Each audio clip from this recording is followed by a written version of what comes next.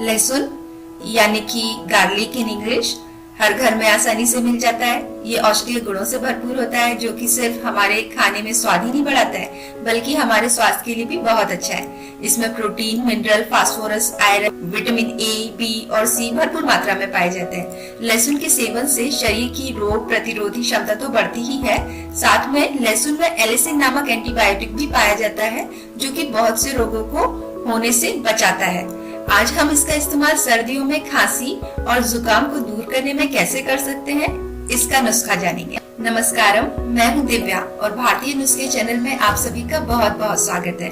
इस चैनल के द्वारा मैं हर वो छोटे बड़े नुस्खे शेयर करूंगी जो कि हमारे पूर्वज अपनी शारीरिक स्वास्थ्य व सौंदर्य संबंधी समस्याओं से छुटकारा पाने के लिए अपनाते थे, जिसका उन्हें पूर्ण लाभ भी मिलता था, वो भी बिना साइड इफेक्ट के। इस चैनल के द्वारा आपको परीक्षित नुस्खे ही प्राप्त होंगे जो कि आप बिना किसी टेंशन के इस्तेमाल कर सकते हैं। आपसे अनुरोध है कि प्लीज वीडियो को लाइक, शेयर व सब्सक्राइब करना बिल्कुल न भूलें और बेल आइकन पर जरूर क्लिक करें, जिससे हमारे हर नए वीडियो की नोटिफिकेशन आपको मिलती रहेगी। यह नुस्खा हमें रात में सोने से पहले करना है। इस नुस्खे को तैयार करने के लिए हम 5 लहसुन की कलियां छिलके के साथ लेंगे और रोटी या चपाती बनाने वाला जो तवा होता है उसको गैस चूल्हे पर रखकर लहसुन को मीडियम आंच पर भूनेंगे।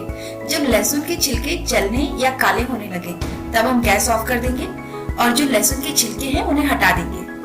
अब इस पर 1 चुटकी काला नमक भुरकेंगे।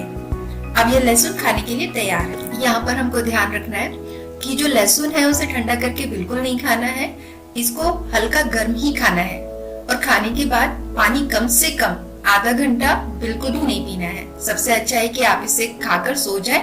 सुबह उठने पर आपको अपनी खांसी और जुकाम में कमी जरूर नजर आएगी। इस नुस्खे को लगातार 3 से 5 दिन करने पर आपका जुकाम और खांसी में पूरी तरह राहत मिल जाएगी। आप लहसुन को चाहे तो बिना काले नमक के साथ या शहद के साथ भी खा सकते हैं। लहसुन को भूनने के और भी तरीके हैं, जैसे आप इसे ओवन में, डायरेक्ट आग पर या जलते हुए कंडे और लकड़ी की आंच में भी भून सकते हैं। अगर आप लहसुन को आग पर भूनना चाहते हैं तो लहसुन की डली ही भुने, उसकी कलियां नहीं, क्योंकि एक एक कली भूनने में टाइम तो लगेगा, साथ में इसके जलने के भी चांस रहेंगे। हमें लहसुन को जलाना नहीं है, इसे पकाना है और उसके बाद खाना है। अगर आपको ये वीडियो पसंद आई है तो प्लीज इसे लाइक व शेयर करें और नए एवं अनोखे नुस्खे पाने के लिए सब्सक्राइब जरूर करें। आपका समय देने के लिए बहुत बहुत धन्यवाद।